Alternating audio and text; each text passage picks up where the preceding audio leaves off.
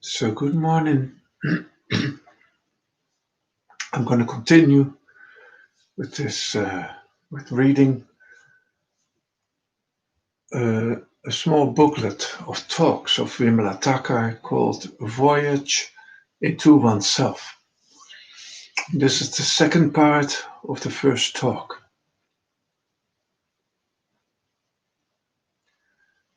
So cerebral activity is not the only activity we are capable of. This partial and fragmentary activity of the mind is only one part of us.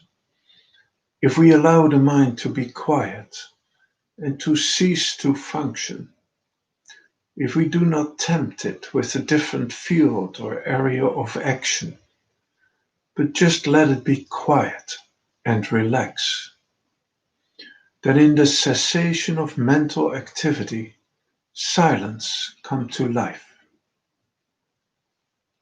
Silence, not as an experience of the mind, but as a dimension of consciousness. It is not a state of the mind. A mind experiencing silence is not silent. Silence of total mind is something marvelous. It is not an abstract, impersonal idea, but something living and vibrating. If one has the courage to leave the mind alone, one can find out for oneself how the dimension of silence comes to life in the relaxation of the ego. Silence coming to life is the content of meditation. Silence as a dimension of consciousness is full of life and energy. You may ask me, so where does that energy come from? It doesn't come from anywhere. The energy which was scattered and dissipated through mental action comes back to its source when the mind is quiet. Energy which was divided in emotion, sentiments, feelings, thoughts, and memories, and voluntary reflexes, guards itself unto itself. The whole day we are dividing energy, dissipating it, and scattering it. Every movement of the mind implies spending energy. But when the mind relaxes, in the cessation of mental activity, energy comes back to its totality. This is life. This is the energy of life. We do not know it today. We are not aware of our own nature. We're not aware of our own essence. We do not know how to live in totality. But silence, coming to life, releases tremendous energy, which is not different from intelligence. But silence, we do not know how to live in totality, she says. But silence coming to life releases tremendous energy, which is not different from intelligence. On the mental level, on the level of the mind, it was the intellect which was functioning. And intellect functions indirectly. It has not got the capacity to perceive anything directly. Direct communion with life is beyond the scope of the intellect. Now comes to life intelligence, which enables one to commune directly and simply with everything around and within oneself. That totality of energy then moves without having any desire or motive to obtain anything from outside or from transcendental worlds. It simply moves. That movement of the total energy is what love is. It may be an experience of all of us that when one is in love, there is no ego centered activity at all. You do not want something back from the person whom you love. It is not the mind who wants to get related to the person. It is your totality of being. It yearns to get related. Love is its own fulfillment. Even the opportunity to express love is its own fulfillment. So how can you expect anything back? The ego, the self, the me, is non-functioning. It is not non-existent, but it is non-functioning. When the whole energy starts moving, one is in the state of love. Not that one is in love with the person, but one is in love with the whole of life. One is in a state of love. Being in that state is its own fulfillment.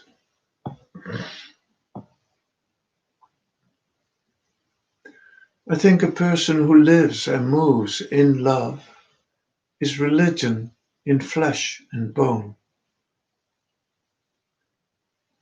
Then his relationship with others is full of compassion. This is what the world needs today. Our relationships today are full of anger, bitterness, hatred, and violence. We are uprooted. We do not know ourselves. We are perhaps not even in love with ourselves. Beyond the mind comes to life a dimension of motiveless or mindlessness. Beyond the mind comes to life a dimension which enables you to perceive everything in relation to the totality, to put things in their proper place simultaneously, and respond to them in a sane way, in a quiet, peaceful way.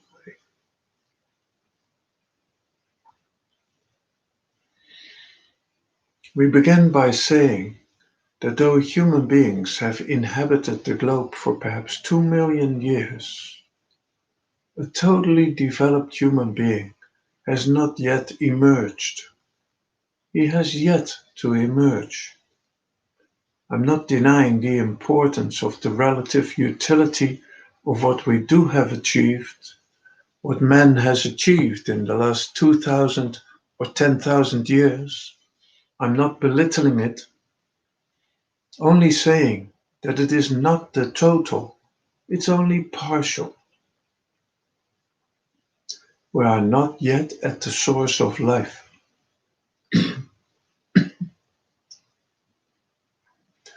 The inquiry of the source of life is the beginning of religion, not an intellectual inquiry, but a personal discovery. A personal discovery not outside oneself, but within oneself. A personal discovery not by borrowed theories and conclusions. It's so easy to borrow theories, conclusions, experiences of other people. But you know, life is never sustained on borrowed inquiries and conclusions. The sustenance of life is direct communion with reality. Religion is the personal discovery of truth. This discovery cannot be made by the mind, which has to rely upon the senses. This discovery is not a mental action.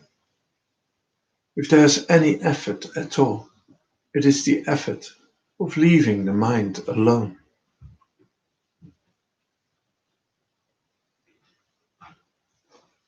curse of fragmentation is upon us. We have to grow into a new dimension.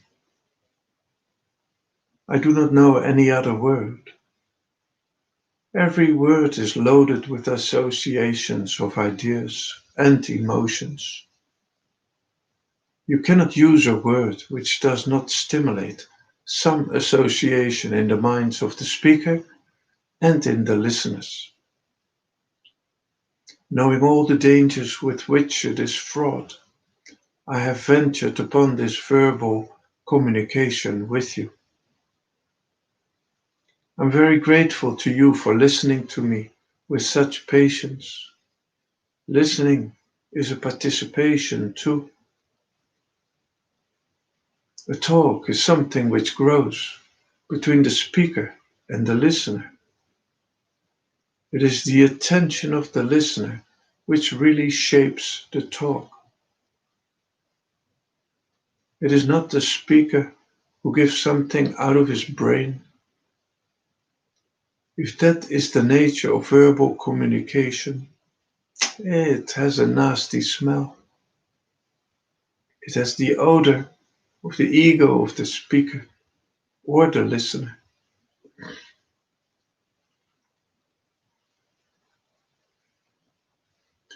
This is the first meeting in the United States, and I am very grateful to our host who has graciously received us here and allowed us to go through this communication. Thank you very much.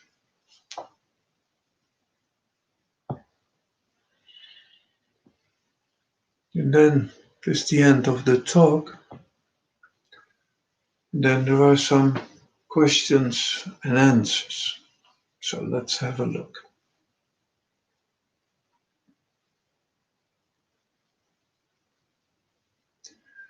The first question is, do you think you could take us to that realm of silence that you speak about and of attention using a technique?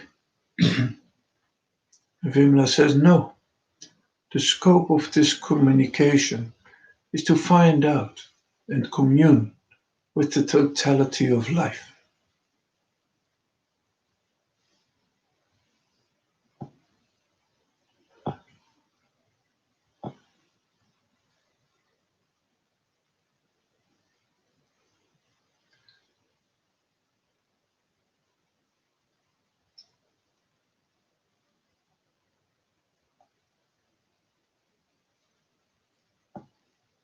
Question. We don't know how to be truly silent. We do not know how to do this. Vimala says, do you not think, madam, that through centuries we have been told and taught to look upon discovery of the truth as an acquisition of the mind? I am going to be liberated. I am going to attain this. I am going to attain nirvana. It has been always the language of acquisition, possession, and ownership.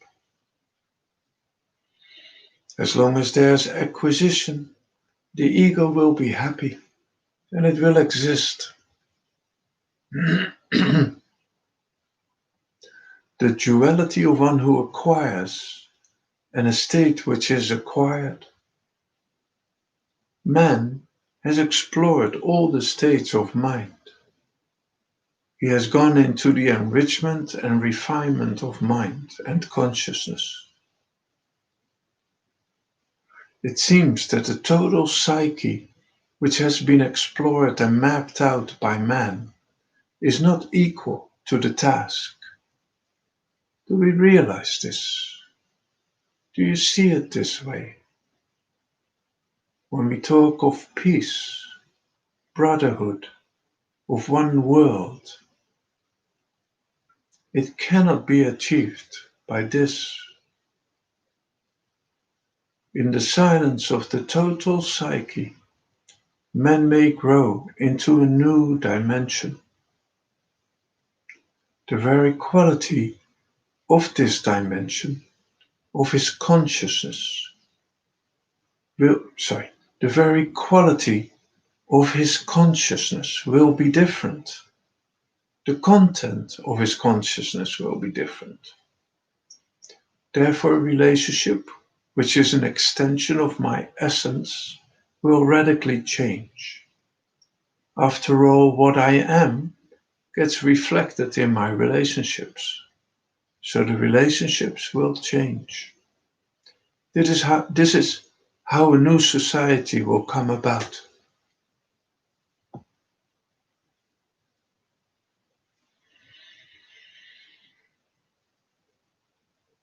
Questioner.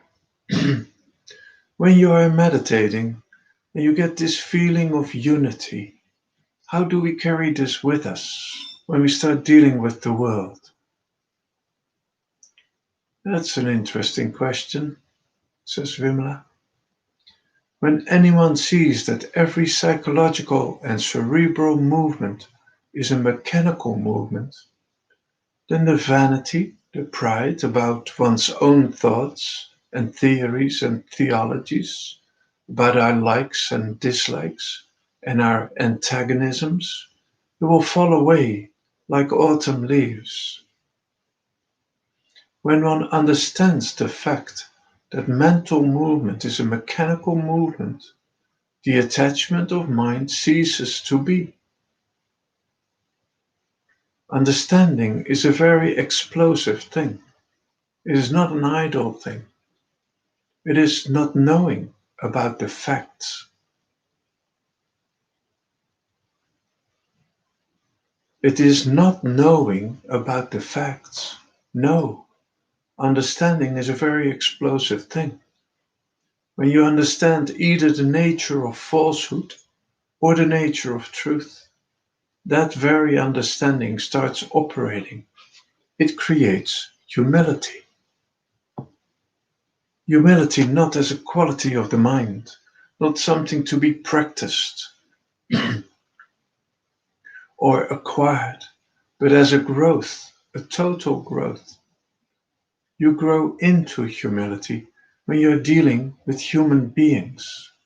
If something hurts you and you want to react in anger or in bitterness, you see the tide of bitterness coming over you. You see the whole human history behind you and the residue of the whole human experience carried by you. You look at your anger or bitterness as you look at the objective reality. The subjective reactions getting exposed to your awareness is again an event. How the reaction loses its grip on you when it is exposed to the light of awareness is something very remarkable. It is a very powerful event if we allow it to take place. So you see the objective challenge and the subjective reaction in one sweep, and your response is not from the challenge reaction level. You have already taken off to a level of comprehension from where the response will come.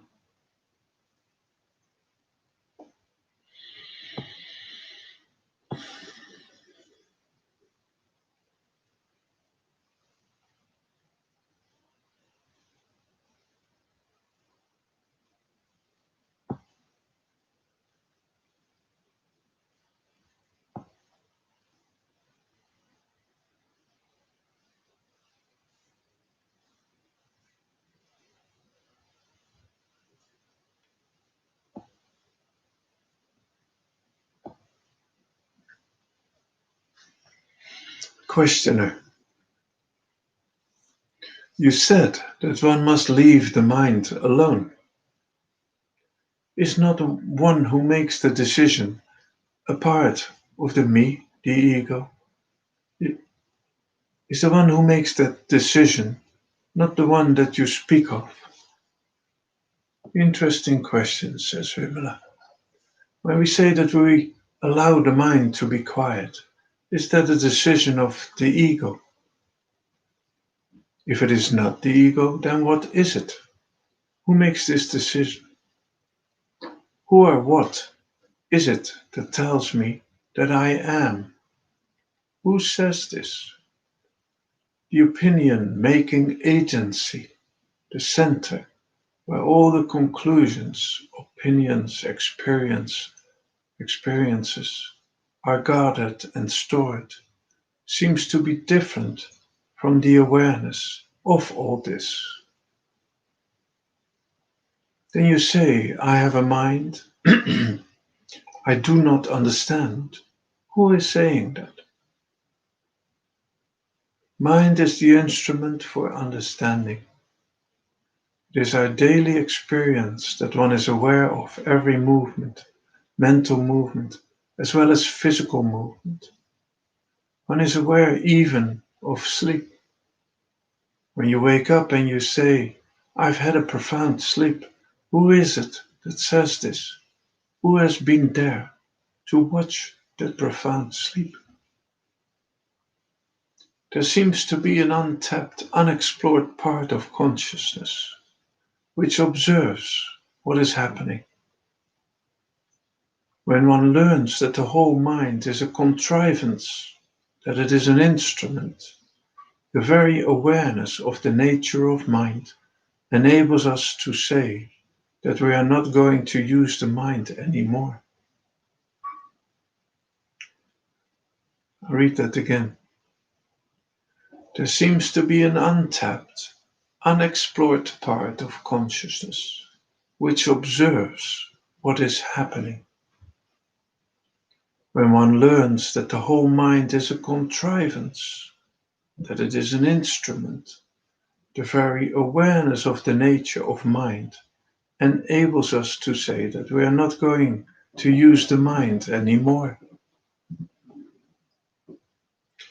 We are now walking on a slippery ground. In the East and in the West, that untapped, unexplored dimension of consciousness has been defined, described, and given names. It has been called the soul, the spirit, the Atman, or Brahman. It has been given names, and the names, the descriptions, and the definitions have been given by what? They've been given by the mind. So we are not going to fall into that trap of giving a name and trying to define what is utterly undefinable.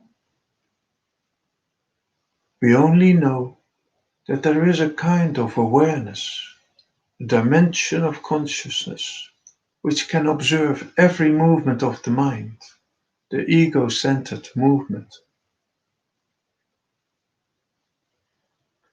There is a dimension of consciousness which can do this, which does it. The moment you give it a name, cerebral activity begins. It wants to capture it in a form.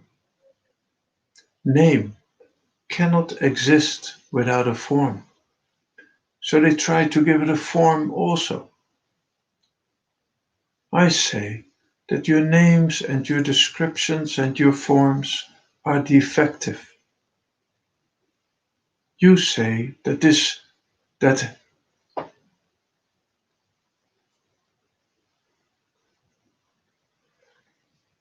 you say that the other person's description is defective, and we start fighting about our gods and our souls. Man has fought so many battles and wars in the name of religion that one hesitates even to talk about that which is beyond the mind. That which is beyond the mind is this dimension of consciousness, which can observe every movement of the mind.